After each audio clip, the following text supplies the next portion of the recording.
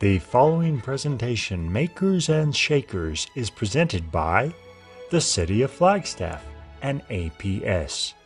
Sponsored by Compass BBVA, Pub Medical, AWD Law, Sunwest Bank, Alliance Bank, W.L. Gore and Associates, Gentera Enterprises, and DPR Construction.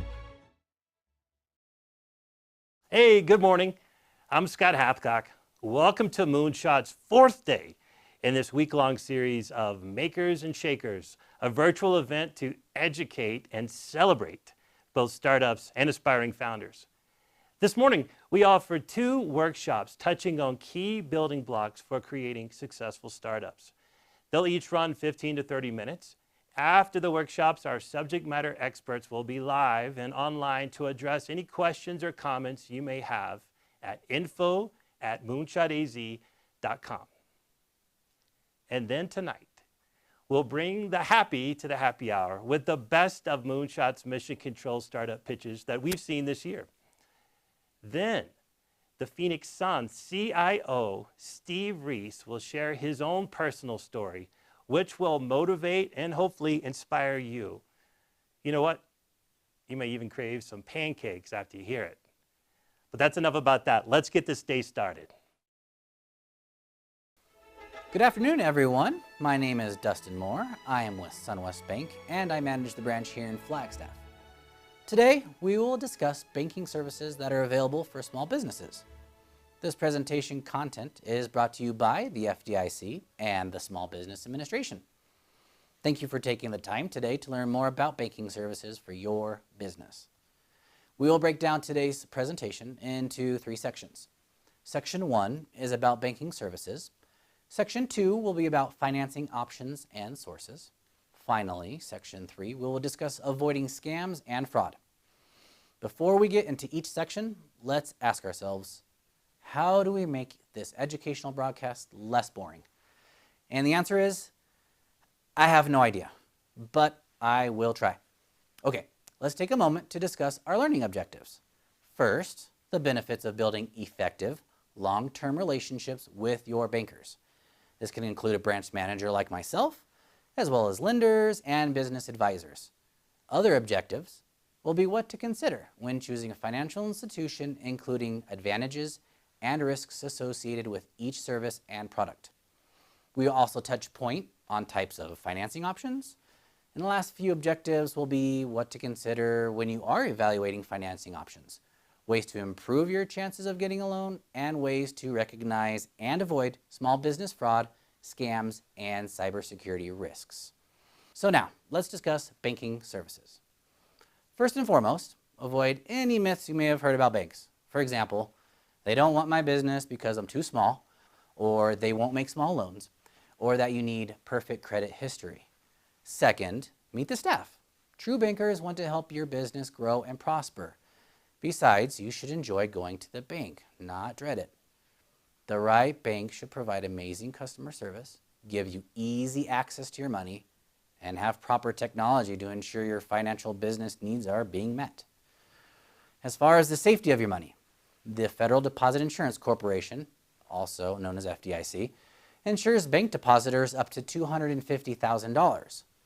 Generally, most banks offer similar products, such as checking accounts, debit cards, savings accounts, payroll services, and merchant services. The deciding factor for those products will come down to fee structure. How much will this cost me? So be sure when you're reviewing institutions that you take a look at their fee schedules. This will give you a list of products and costs associated with them. If in doubt, don't be afraid to talk to a banker and ask questions. Now, in regards to checking accounts, there are a few things to take into consideration. For some accounts, transaction volume may determine the account that fits you best, while others may require you to maintain a certain balance in the account at all times. Another thing to note is that all banks have their own form of evaluating applicants. For example, check systems. This system reviews any poor performance previously conducted by the applicant. When reviewing account services, consider products such as debit card limits and for options for preloaded cards to avoid adding unnecessary signers to the account.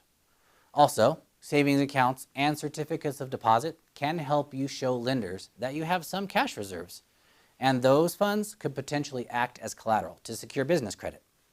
Now, what about payroll? How do you plan to pay your employees? I'm sure they would love a paycheck. Look for payroll products that offer easy record keeping, direct deposit for employees, as well as a zero balance feature to help prevent fraud. Also, think about the possibility of having a separate checking account established solely for payroll to help aid in proper bookkeeping. But remember, services come at a cost, so be sure to weigh your options. Up next is finding the right merchant services provider. The right provider will have user-friendly card reader terminals and will help assist with setting up your online portal that will allow your payments to come through your company's webpage. More helpful training or counseling can be found at sba.gov and fdic.gov/moneysmart. Okay, to ensure all of you haven't passed out yet, let's recap section 1. Be sure to build banking relationships early on. Choose a bank based on its accessibility, customer service, and products tailored to small businesses. Increase your business efficiency through payroll services and merchant processing. Lastly, reconcile all accounts to help mitigate cybersecurity issues. Let's move on to section 2, which will include financing options, sources, and financial readiness. Financing can come in many forms. For example, they could be gifts, savings accounts, term loans, or lines of credit. Savings, gifts, and informal loans are the #1 form of financing for startup businesses. Gifts may be counted as business capital, so make sure you consult an accountant. Be sure that payments towards informal loans are part of your business cash flow. Term loans, also known as installment loans, have a set amount and is dispersed as a lump sum once the loan is approved. Repayment is set for a certain number of months or years. Your monthly payment remains the same every month. Term loans generally are collateralized as well. Lines of credit allow for flexibility in repayment of drawing on the funds. In a way, you can think of it as a larger credit card, but generally with a higher limit. Lines of credit require annual credit checks and financial review. If the line of credit is unsecured or not collateralized, the interest rates tend to be priced higher than those that are collateralized. And of course, there are business credit cards. Business credit cards have the advantage of having authorized users. These authorized users also can have set limits to minimize improper use of the card. Some loans can be used for a specific purpose. For example, if you are in the farming industry, they have agricultural loans. Or if you're in the manufacturing business, they have specific programs for that as well. There are even options for when natural disasters occur. Other options could include equipment leasing, inventory financing, or getting advances from your merchant services provider. There are even options for nonprofits and minority-owned businesses. For additional programs, you can visit the USDA, US Treasury, the Chamber of Commerce, the Small Business Administration, and your local government websites. Now, how to improve your chances of getting a small business loan? First, strengthen your personal business credit history, separate your personal and business finances, and understand the 5 C's of credit. These 5 C's of credit are capacity, which is the ability to repay a loan, collateral, the security to repay the loan, credit history, your historical performance of credit, conditions, such as terms of the loan and the current business environment, and lastly, character, meaning integrity, reputation, and references. Be sure to pay your credit bills on time, every time. It sounds simple. That's because it is. The better your credit score, the better your interest rate. So what happens if your credit needs repaired? I would recommend visiting consumerfinance.gov and the sba.gov. Also, avoid commingling business and personal expenses. Maintain accurate bookkeeping and get a reputable accountant. Now, to recap. Financing can include your own savings, and remember, you may qualify for government programs depending on the purpose of the loan. be sure to evaluate each benefit and risks for both banking and non-banking finance. Up next is our final section, avoiding frauds and scams. When speaking with your institution, inquire about secure access protocols, tips to avoid forged checks, as well as protecting credit cards and reconciling accounts. Fraud and scams can come in many forms, such as compromised emails, data breaches, malware, and phishing. Luckily, there are resources available through the FTC and FBI website to help with training and education. To recap, reflect on what banking and/or lending services your company needs and utilize reputable sources like the FDIC, SBA, and the FTC. Of course, if you need someone local to answer any questions or for assistance, do not hesitate to reach out to myself or my team. Now, before we complete today's training, I'd like to take a few minutes to talk about a brief history of Sunwest Bank and our philosophy. We were founded in 1969 in Tustin, California, with the promise to help small businesses and the community grow. Then, we went by the name of Santiago Bank. By 1980, after a decade of steady growth, the bank officially changed its name to Sunwest Bank, emphasizing on growth as an institution. The most pivotal moment in our history came during the financial crisis. Due to our strong balance sheet and history of conservative underwriting, we were able to acquire 5 failed banks from the FDIC. We've officially grown from a small local real estate bank into a regional bank serving multiple markets. Today, we are now headquartered in Irvine, California, but we still maintain a branch in Tustin, California. To this day, we focus on 2 things: helping entrepreneurs achieve their American dream and giving back to our communities. We specialize in working with small to medium-sized businesses, privately held corporations, family offices, and real estate developers and investors. We are the bank built by entrepreneurs for entrepreneurs. Thanks, everyone. Whoa, good gal dang. This old stagecoach is letting me down. Sure breaks down a lot, too.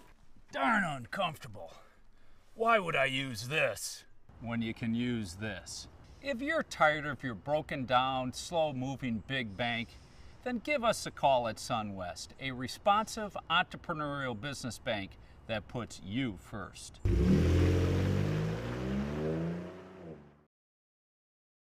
Good afternoon, everyone. My name is Dustin Moore. I am with Sunwest Bank, and I manage the branch here in Flagstaff.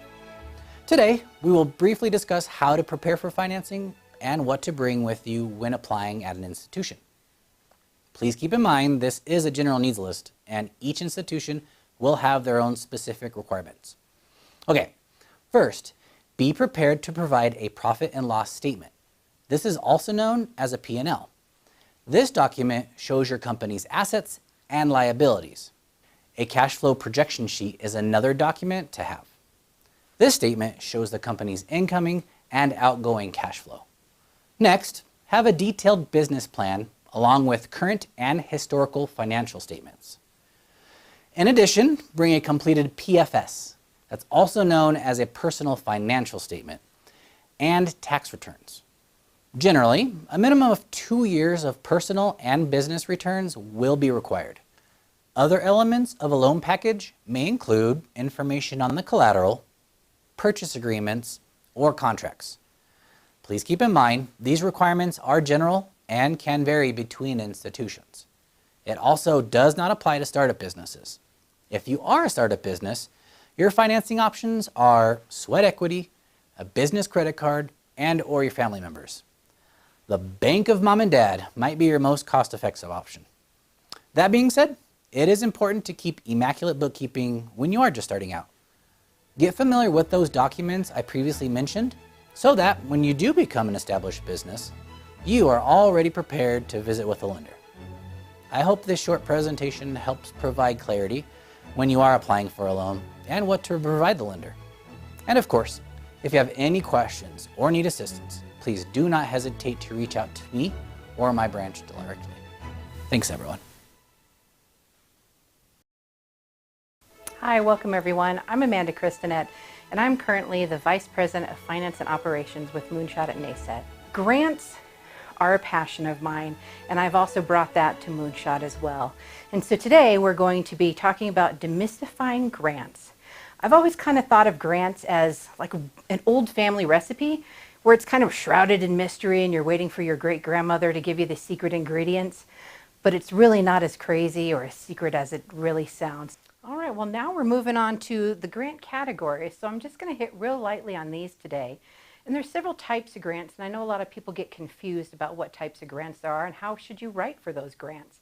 So the types of grants we have are general operating, project, nonprofit, and for-profit. And so the general operating is typically a grant when you can write it for anything operational. They don't care if it's for staff, they don't care if it's for a project, it's for anything that you do operationally wise. Those are the best grants to find and get.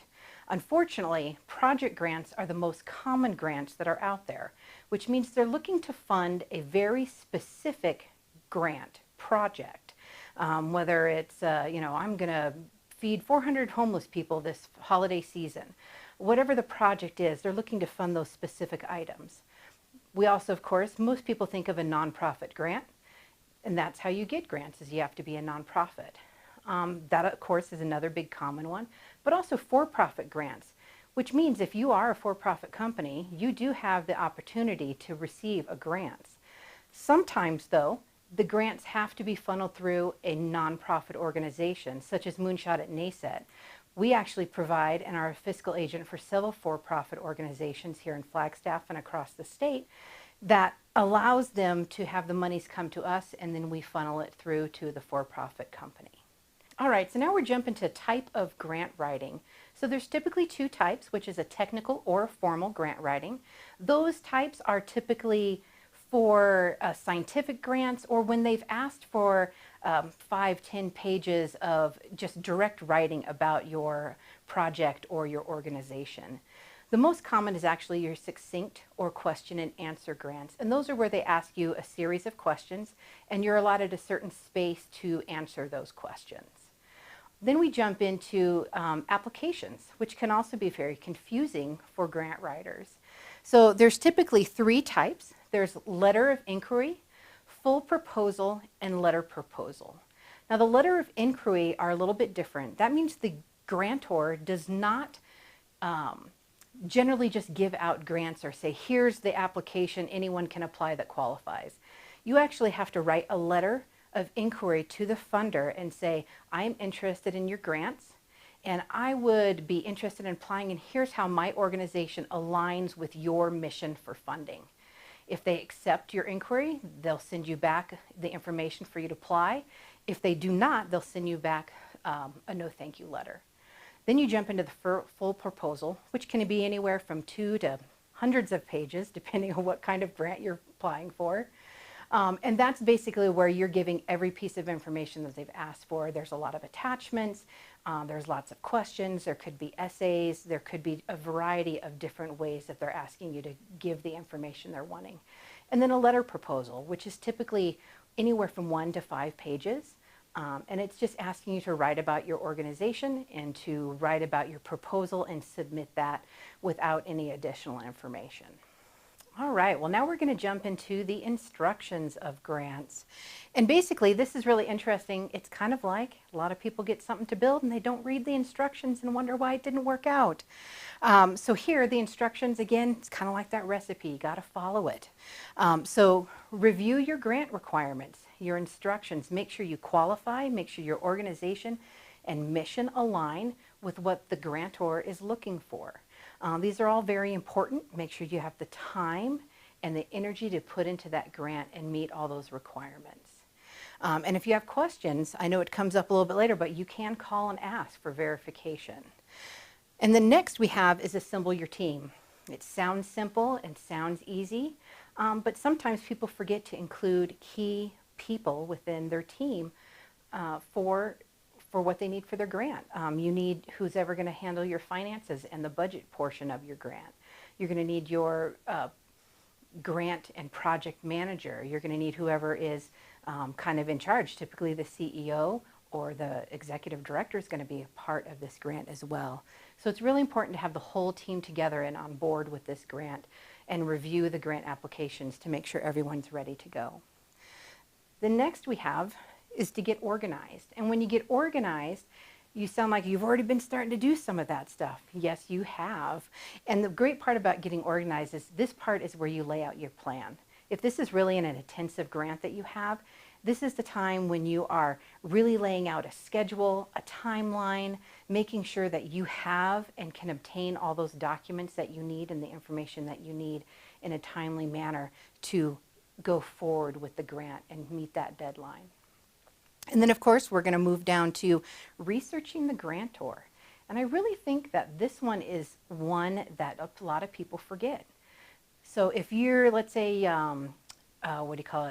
Sunwest Bank is one of your grantors that you're going to look into. Look and see who they funded previously.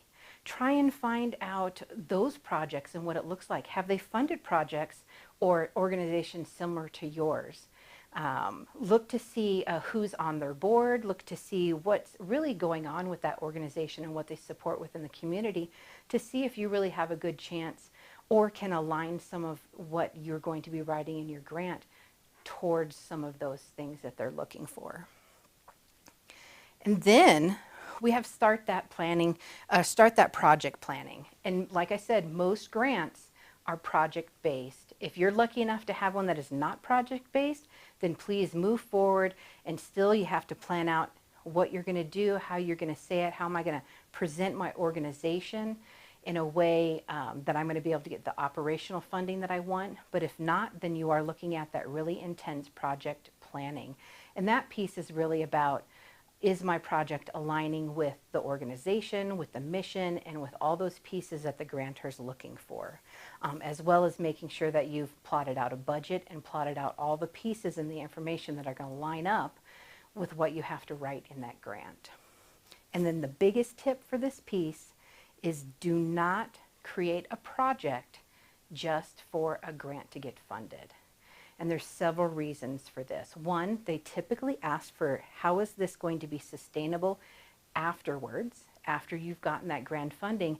And if it's not something that's within your normal scope, it can be difficult to continue that sustainability.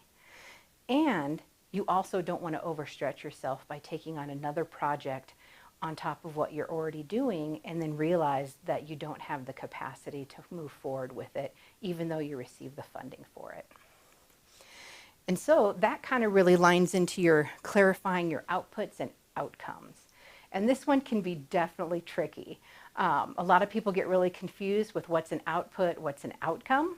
And to put it very simply, is your output is solid numbers, measurable numbers that you're providing. So being able to say, I fed 453 Thanksgiving meals to the homeless shelter. We gave 80 books to the Boys and Girls Club. Those are your outputs. Those are actual numbers that you can report. They're very easily and very measurable. Your outcomes are a little bit more tricky. And those outcomes are really about what is the potential behavioral changes that you want to see with your program?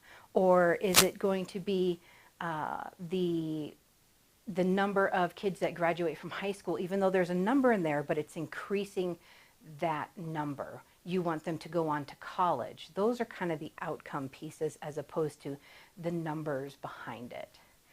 And it can be very interesting, it can be tricky as you're working through your grant and to align all those outcomes and outputs within your grant and your project. And so those are very important pieces.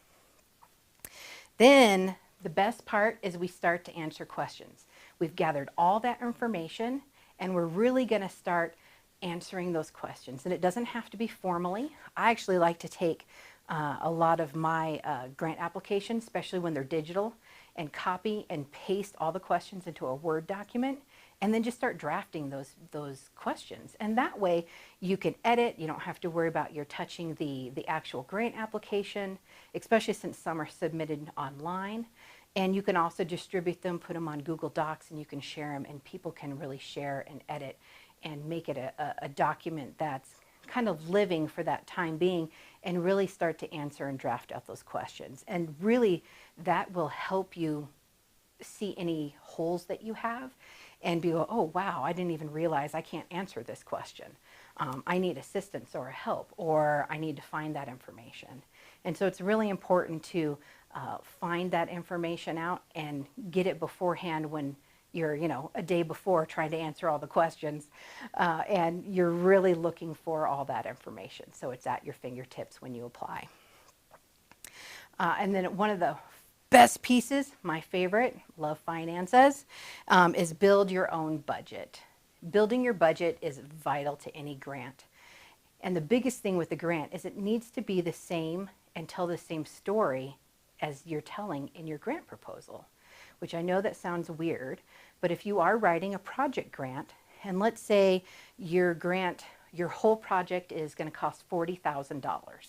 So you're asking $20,000 from who you're going for this specific grant, and you've already gotten $20,000 pledged from another grant. Well, you write that grant for the full $40,000, showing that you have other people funding your grant for you, as opposed to just writing it for $20,000 in your budget. You want that full budget picture. You want to tell the same story with all your projects, all the information, and not just cut and paste from your current budget. I know a lot of people will just submit their current budget for their project budget, but there is a difference between those two. And a lot of times grants will even ask you to submit both a project and a full company budget as well. So then we roll down to gathering required documents. And these documents can be things such as your audited financial statements. It can be your board roster. It can be your 990 taxes. It can be letters of support from organizations or participants to your past or current programs. And so those are all very important to make sure that whatever they have asked for, those additional documents are there and ready even before you're working on submitting your grant. All right, and now we're up to the top. It's getting exciting as we're moving all the way down. So reach out with questions. This is another one that a lot of people really forget. And basically, it's the idea behind you're stuck, you don't quite know how to answer a question, or you don't understand an instruction within your grant. You can actually call. Most of them have an email address, a phone number, something to where you can actually call and reach out to that organization and ask some basic questions and get a little bit of feedback. They're not going to give you a lot of leading in or a lot of help, but they're going to be able to answer your questions, and they're going to be able to give you some direction on how you need to proceed with what it is that you're looking for. Or let's say you don't have audited financial statements. That's a big one. Some organizations are small and they don't have those. You can actually say, can we not submit them? They can help you through that process. If they say, sorry, that's something that you have to have, then it's better to know now than to keep going forward if you can't apply. Then again, some of the plotting out additional attachments. This can be a little bit more fun, I think, for some organizations. A lot of times grants will just say, give additional information, such as you can put photos, you can add stories, you can do testimonies, you can do a lot of different activities that you've done, and those are just plotting out some of those little bit funner activities than the standard grant information that you have to provide. All right, well now we're getting to an extremely important one that I think a lot of people forget, and that is actually have others review your proposal. And I think a lot of people think, well, I did. I had the secretary edit it, I had the finance guy review the budget, but this is really about having someone outside your organization look at the proposal. And there's a big reason for this, and that reason is because if they can understand your proposal and not really know much about your organization, you have done a great job. And so that's one of those pieces to where if they've read it and they don't know what you're doing, or they don't understand what you're even going for, your grant or anything, then you have some more work to do on your proposal. And it's very important that you have clarity through your documentation. And we'll get to a little bit further detail on that coming up on the next slide, but it's really important to have someone outside the organization review this proposal for you. Then the next step is, the next few steps are actually pretty easy. Put everything together. You're going to get everything organized from that you've created, your documents, your proposal, photos, any attachments, and you're going to put it in the format that they've requested. And then you're going to have a final review with your team, and your team's going to sit and just make sure that everything's present, you've met every requirement, and you've got everything ready to submit. Once you've done that, you can finalize and submit your grant. That's the simplest and easiest part of all the granting. It's not. The simplest part is the celebration that you guys are going to do after you've completed this grant. Now, I have done grants that have been 1 page, and I have done grants that have been 150 pages. So trust me, that celebration comes in huge when you've completed a grant that's 150 pages with your team. Then, unfortunately, you have to wait for your notification, and that can be anywhere from weeks to months, unfortunately. But it's really great when you finally get that notification and you've got that grant. All right, now we're working on to the best part of any recipe, the ingredients. Everybody loves the ingredients that go into that recipe, and so this part of the recipe for a grant is all kind of the meat and potatoes of everything. And so here, the biggest one, and it is at the top for a reason, and we touched on it a little bit on the last slide, and we're going to touch on it again in a future slide, is answer the questions. Now, I know that might seem a little silly, but I have seen so many people get denied grants because they actually did not answer the question that was asked. They start to write with flowery language. They start to talk about all these other things or other pieces of the organization or the proposal or the project, and they don't simply answer the question. And a lot of people sometimes feel like if they've given you 500 words that you can write, you can answer the question, if you can, in 200. They're not going to sit and go, wow, they didn't answer all those. They didn't use the whole space. They didn't answer the question. If you can answer it succinctly and quickly, that's actually your best choice of action. You want to add just the right amount of information, whether it's technical or emotional, and get that answer out on the paper without too much extra information. Then the next step is clearly identify the problem, who it affects, why the problem exists, how you're solving the problem, and why your solution works. And I know even whether you're a business or a nonprofit, it's all about solving a problem. And so these pieces are very important. If you can't clearly identify what you're planning on doing, that shows a lack of either preparation or planning or knowledge about what you're actually looking to do. And so it's really important to be able to answer all of these questions about the problem that you're solving. Then, we mentioned this again, this is another piece, tell the same story in your budget.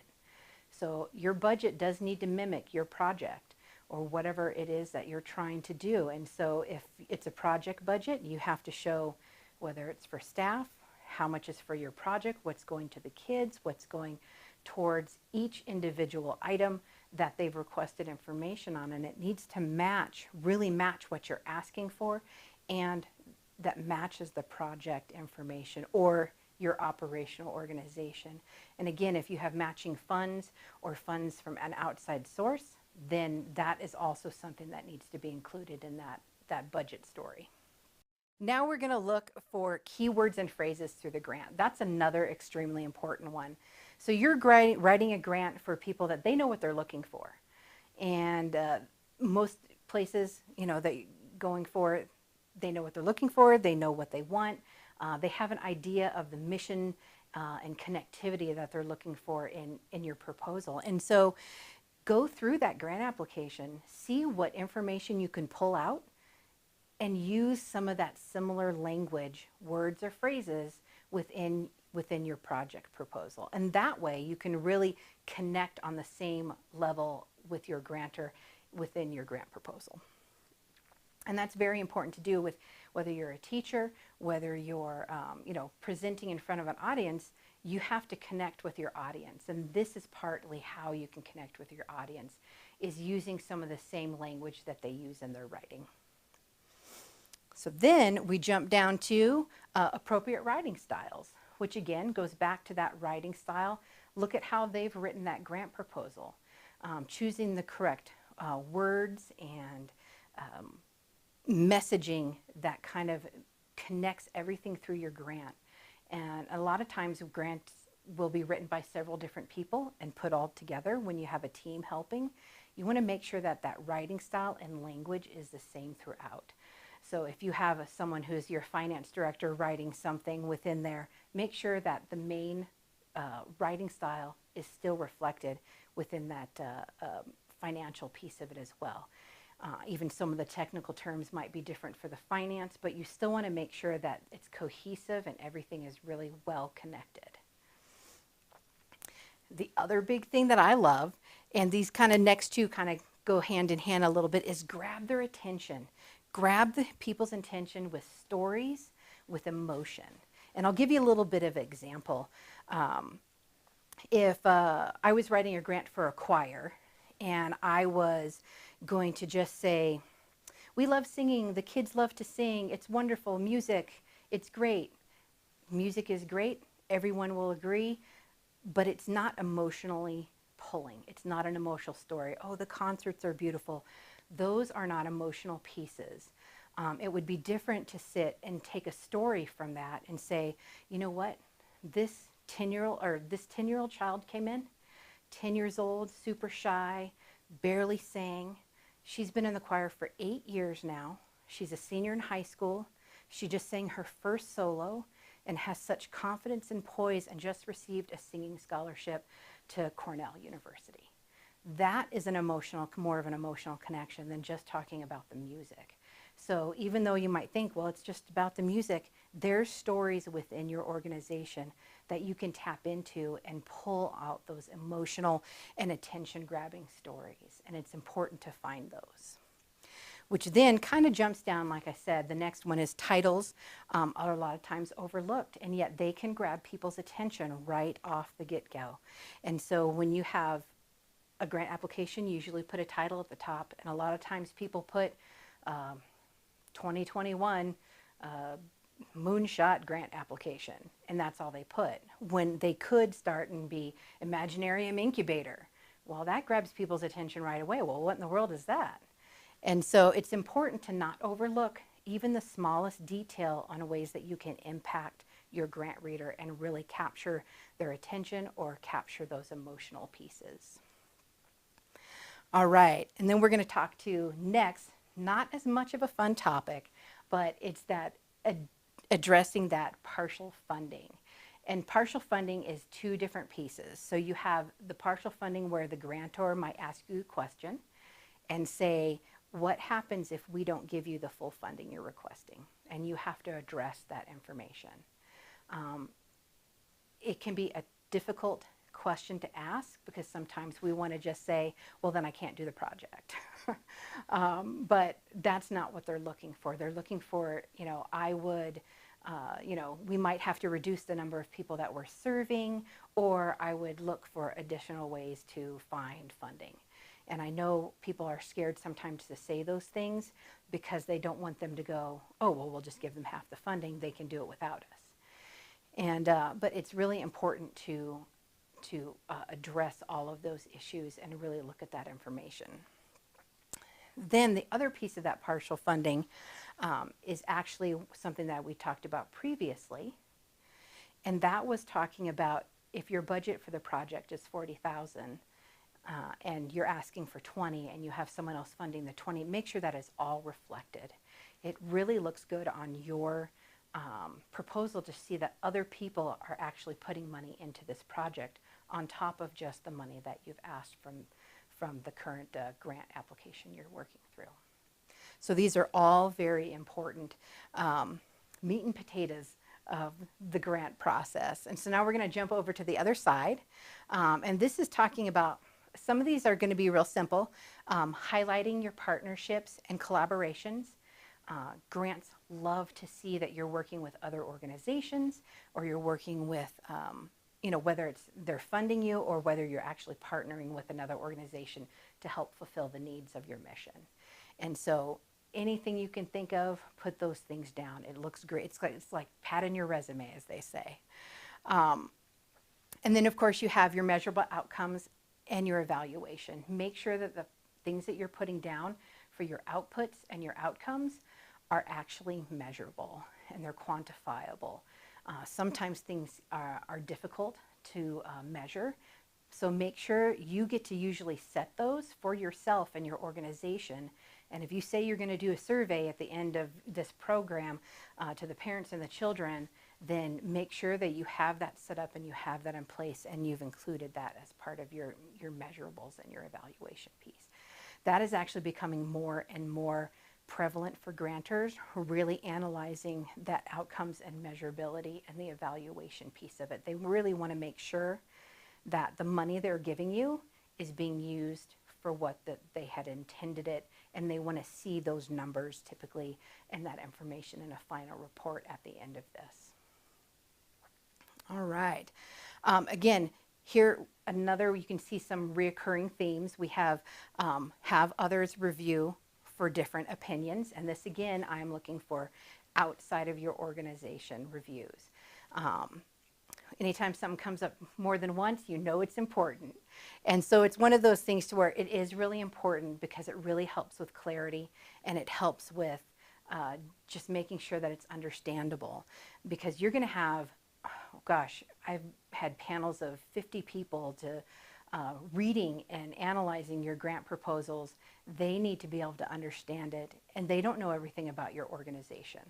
So they need to be able to read that information that you're giving them and know and understand your organization enough to say, I want to give those people some funding. Another fun one that we've got here is turning negatives into positives. And I know that can be kind of hard to think about, but at the same time, it's really one of those pieces that, bad things happen to organizations all the time. And it's really about saying, you know what, we made this mistake, but on the flip side, we learned from the mistake, and this is how we've potentially rebounded. Or we lost this funding, we had to cut programs, so our numbers don't look good this year, but we're rebuilding, we've gotten this, we've gotten X, Y, and Z, and we've put some new things in place that have helped us be more flexible in the future with funding. And so it's one of those pieces to where it is important that you address some of those negative and positives if it's a question that's come up that you have to answer and refer to, and try to put some sort of positive information in there as well, that you've learned something. All right, and another difficult one coming up here is addressing sustainability. And this one is a lot of times different for people because they get that same grant year after year after year, sometimes for that same program, or they maybe don't know how it's going to continue after they receive this funding to go into the next year. So it's one of those things you can't just say, I'll get more grants. They want a little bit more thought into this. You can say, we could always, look for more grants. We're looking at a different funding cycle that will fund this specific project. Maybe there'll be a fee now associated with it after the first year that will help, or we have corporate sponsors who are going to do matches for the future that after we get this program rolling. So they're looking to see that you've thought about this in the future and not just stopped right with what you're doing right here and now. And so they're looking for that forward thought and what you're going to do if for some reason funding is not available next year for this organization. All right, and another good piece to highlight in any grant is why. Why is your organization the one that should be doing this? And I know that can seem silly. I run a youth program and we should be the best at this, but they really want to know why it's your organization that should be funded for that youth program over potentially another youth organization. What makes you stand out from your competitors? And in this piece, you don't want to say negative things about your competitors. I have seen people do that to where they have just completely destroyed their competition in a sense, that is not appropriate. You can say it without saying anything bad about your competitor or who your competitors are. It's really just highlighting how you're different and what makes you best at what you do. And it could be staffing, it could be the variety of programs, it could be so many different little small things you don't even think about that really make your company stand out. All right, and so this next one is actually a really important one that a lot of people forget about, and that is funders are people too. Make it easy. Make it easy for them to read your proposal. There was one grant I applied for, and I think they had $1 million to give, and they had over $40 million worth of applications. So they had thousands and thousands of applications, and they actually do read through them. So you think about writing this grant, and that potentially thousands of people are going to be reading this grant depending on what kind of grant you're going for. These people are typically volunteers who are grant reviewers that are doing this through a foundation or an organization, and they are trying to read through all these grants. So it's really important to be succinct, make it easy on them, and to be really clear and have clear language that they can understand and get through. As well as even making sure you, like I said, when you're answering that question right at the beginning of the paragraph. So some people will be skimmers. They're looking for those keywords and phrases, and they are looking for being able to see that you were able to answer their question within the first few sentences of your answer. And so that right there is definitely a big one to look at. All right, and then the other piece is if you don't get funded through this process, you can ask for feedback. The majority of grant organizations, you can call them, or when they send you the email saying, sorry you didn't get anything, you can email back, says, is there any way I can get any feedback? And most of them will happily give it to you. They have a score sheet. It's not going to be hugely detailed, but, a lot of times they have a score sheet, or, we didn't feel this was strong, or your clarity was weak. And so it's one of those pieces to where it is an important feedback, especially if you want to go back to that grantor potentially maybe the next year. And we also have, with that same piece is, there are some organizations that actually allow you to watch the granting process. And it's a fascinating thing to watch and to kind of see. So it's important to ask those questions to see if you can actually sit and watch the recorded versions of it. So that is it for the ingredients, and we're going to move on to just some quick tips for success.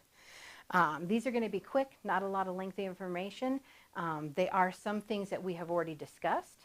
Actually, probably most of them are things that we've already discussed, but these are just kind of like my top 10 takeaways for success for writing a grant. And the number one is answer the question, because it needs to be succinct and it needs to be clear.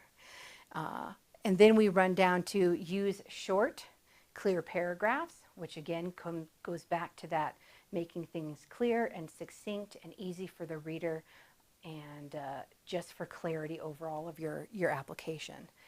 Another one is edit, edit, edit, and I'll say it again, edit. Just because you can never edit too much in this sense, just making sure you've got a great solid proposal going in. Again, write so anyone can understand. Again, you can kind of see a theme through a lot of these, are kind of with that clarity and answering the questions, and that you are writing clearly and succinctly so anybody could understand. Have someone unfamiliar read your proposal, another big one. You can see which ones I've pulled from the previous slides that are super important here. Tell a good story. Stories will grab people's attention and they will grab people's emotions, and those are all big for trying to connect to get funding. People really want to make a difference with the monies that they're giving, and so this is definitely a really important one. Which moves down to that next one of connecting with an emotional level, including quotes, real stories, anything you can think of that will help you connect to the grantor and to their mission and connect on any level possible. And then be data-driven and focused on your impact. A lot of people, they focus too much on the emotional piece and then they don't really give any directive data in it. But as I said before in one of the previous, data is becoming more and more important to grantors. They really want to see those outcomes and outputs and the information that's backing up your surveys, or they want to see data about, well, are there really that many homeless people in your area, and why do you need to provide this extra food? That backup data to why your problem is your problem and how you're solving it. All right, and again, make your point at the beginning of each paragraph for skimmers. I am a skimmer, so this is definitely something really important to me, and I actually have sent on grant review panels, and it's not that you get inundated with so many of them, and it's not that you don't want to read it all, but when you get the information, it makes you want to read further. You know, whoa, that grabbed my attention. What is that? Let me finish reading, as opposed to, okay, skim, got the information. Okay, yeah, this one can go through. Sometimes that having that information right up front says, wow, these people know what they're doing. I'm going to read a little bit further into this. So it's kind of a two-prong approach. It covers for that skimmer that may not read, but it also might grab their attention and make them read more. And that's really what you want to get. You want to grab their attention and answer that question enough to where they're going to be pulled in and read further and read that whole thing. And then this one we didn't talk about at all. Is brand all your documents. And that's just because we didn't really address it too much in the beginning, and it's really just because it's one of those things to where a lot of people forget it. It's very simple. Everything that you give, when you give your proposal, should look like your organization. And taking your branding, your logos on it, you know, whatever it is, if you have to write a letter, your letterheads on it, whatever those pieces are, just make sure everything's branded and really concise and collected. All right, and that concludes my 10 tips for success for a grant. And we're going to move on to the last slide, which is just where to find grants. And this one isn't necessarily something I'm going to talk through a whole bunch. It is really about giving you some resources and places to go. General Google searches, that's where I actually Google search so much of my grants that I've gone for. Grants for music, education. You know, you'll just plop in whatever you want. The only one that can be a little bit tricky actually is the last one, the corporate philanthropic pages. And I put that philanthropic in there because a lot of times, let's say you wanted to do a grant through, I'm just trying to think of a large company, Intel Corporation. And you're like, all right, you type in Intel, well, you're going to get their business website. You're not going to get their philanthropic pages. So type in Intel Philanthropic or Intel Community Giving. And that will pull up their granting sites or what they do for their community. And so those are the pieces, the little tidbits of information that are great. Other great sources are your local regional organizations, city, county, civic organizations, community foundations within your area for funding. And again, those ones you can just look up and then look at their pages and what grant options that they have available. And then the other ones are paid resources, which is grants.gov, grantwatch.com, and then the Foundation Center Catalog of Federal Domestic Assistance. That's a mouthful, and I know it kind of almost sounds like it's not even something that you would want to look at, but it actually is a huge government catalog of a variety of different grants that you can actually look for. And a lot of these paid ones, you can look for the grants. You just can't click on the More button to find the grant or get the more information about the grant, but sometimes it'll tell you the organization, then you can go to their website and look up the grant directly through the organization as opposed to going through the paid website. But I actually am a firm believer a lot of these grant paid websites are wonderful and worth the subscription if you really are applying for a lot of grants. It's a great resource to have at your fingertips. All right, well, thanks for hanging with me, guys. I know that was a lot of information to take in right now. So I really want to say thank you for hanging in there. The big thing I think you can take away from this is that grants are not as hard as they seem. It just takes a little extra planning, some detail orientation, and really making sure you've got a great proposal. And I think that the big thing you guys need to do right now is to go look for some funding and go start something. Video production services for makers and shakers provided by Moonshot Studios, powered by PDR Digital Media.